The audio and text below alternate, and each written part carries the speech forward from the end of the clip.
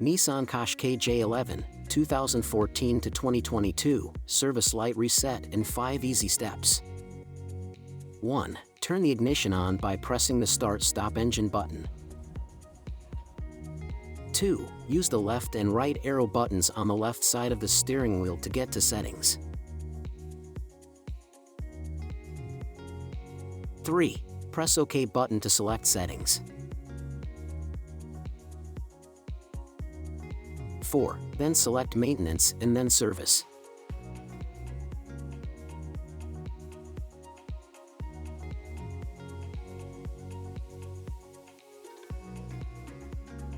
5. Press OK and you will see reset, and press OK once more to select yes.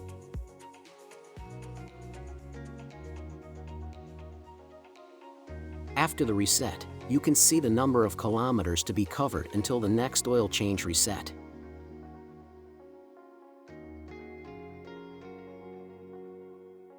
Don't forget to like and subscribe our YouTube channel, Tutorial Auto. Thank you for watching.